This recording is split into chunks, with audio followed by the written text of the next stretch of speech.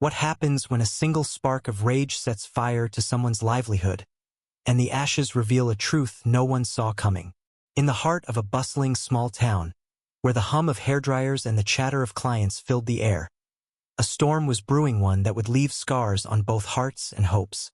This is the story of a salon owner, a furious customer, and a twist of fate that turned a simple refusal into a battle of justice, pride, and devastating loss. Lila Monroe had poured her soul into her salon, Blossoming Tresses, a cozy haven on Main Street where locals came to transform and confide. At 32, Lila was a single mother, raising her 10-year-old daughter, Sophie, while juggling the demands of her business. The salon wasn't just a job. It was her dream, built from years of saving every penny and learning the art of hair from her late grandmother, who taught her that a good haircut could mend a broken spirit. The walls were adorned with photos of smiling clients, and the air carried the scent of lavender shampoo, a sanctuary of warmth and trust. But trust, as Lila would learn, could be shattered in an instant. It was a crisp autumn afternoon when Karen Whitaker stormed into the salon, her heels clicking like a metronome of impending chaos. Karen, a 40-something real estate agent known for her sharp tongue and sharper demands, was a regular, though not a beloved one. She'd always insisted on last-minute appointments, often pushing past other clients with a smile that felt more like a sneer. Lila, ever professional, accommodated her when she could, but today was different. "I need a full color and cut now," Karen demanded, tossing her designer purse onto the counter. Her voice cut through the salon's gentle hum, drawing curious glances from clients in the styling chairs. Lila, wiping her hands on her apron, stepped forward with a calm she'd perfected over years of dealing with difficult customers. "I'm so sorry, Karen, but we're fully booked today. I can get you in tomorrow morning, first thing." Karen's eyes narrowed, her lips curling into a scowl. "Tomorrow? Do you know who I am? I have a gala tonight, and I will not be seen looking like this." She gestured to her hair, which, to Lila's trained eye, looked perfectly fine, glossy, well-maintained, hardly a crisis. "I understand, but I don't have any openings," Lila said, her voice steady but firm. "I can recommend another salon nearby if you're in a rush." The air grew thick with tension. Karen's face reddened, and she leaned forward, jabbing a finger toward Lila. "You're refusing me? After all the business I've brought you? You'll regret this."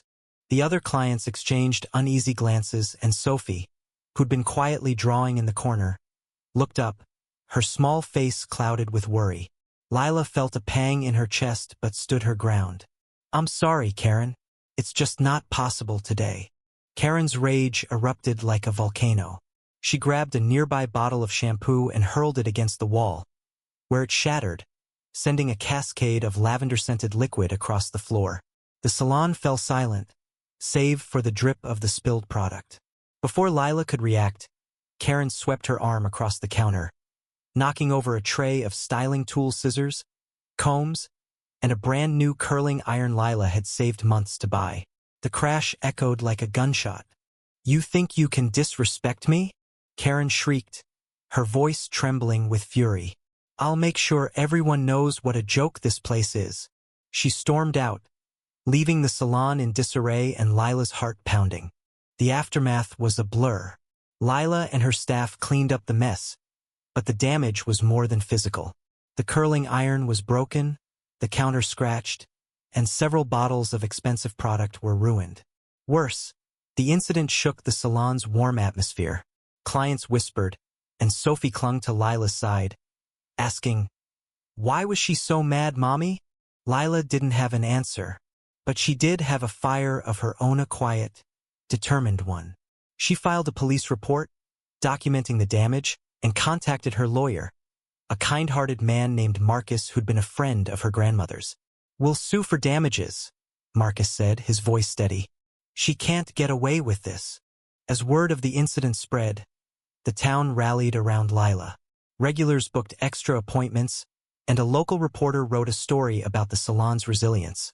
But Karen wasn't done. She took to social media, posting scathing reviews, accusing Lila of unprofessionalism and claiming the salon was a health hazard. The lies stung, but Lila refused to engage. "Let the truth speak," Marcus advised. Then came the twist no one expected.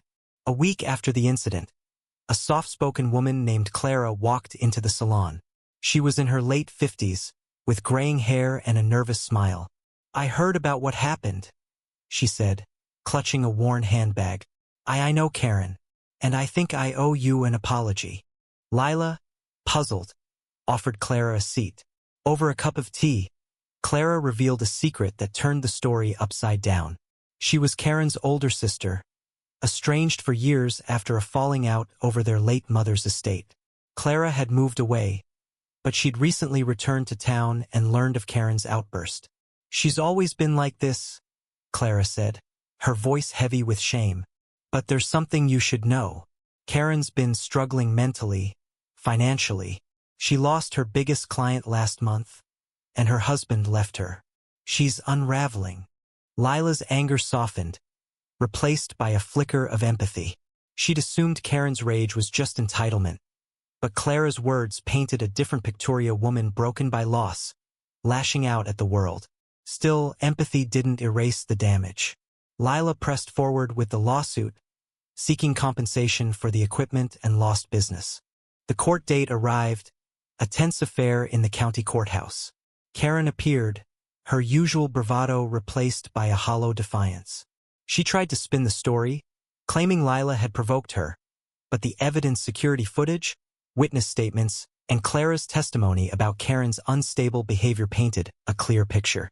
The judge ruled in Lila's favor, ordering Karen to pay $5,000 in damages and issuing a restraining order barring her from the salon. As the gavel fell, Karen's face crumpled, not with anger, but with something closer to defeat. Lila should have felt triumphant, but the victory tasted bitter. The money would help repair the salon, but it couldn't undo the fear in Sophie's eyes or the whispers that lingered in town. And Clara's words haunted her. Karen wasn't just a villain. She was a person, drowning in her own pain. Months later, Lila received a letter. It was from Clara, enclosing a check for $500, her own savings, sent to help cover what Karen couldn't pay. "I'm sorry for my sister," Clara wrote. "She's getting help now, but I know the hurt she caused runs deep. I hope this helps." Lila sat at her kitchen table, Sophie asleep upstairs, and cried. Not for the money, but for the tangled mess of human hearts: Clara's kindness, Karen's brokenness, and her own struggle to keep her dream alive. The salon thrived again, its warmth restored, but Lila carried a new weight. She'd won justice, but at what cost? Karen, barred from entry, faded from the town's gossip, her story a cautionary tale. Lila hung a new photo on the salon wall, a picture of Sophie smiling, holding a daisy, a reminder of the beauty that could bloom even after a storm. But every time she looked at it, she thought of Karen, and the ache of that day lingered, a scar on her heart. Nd.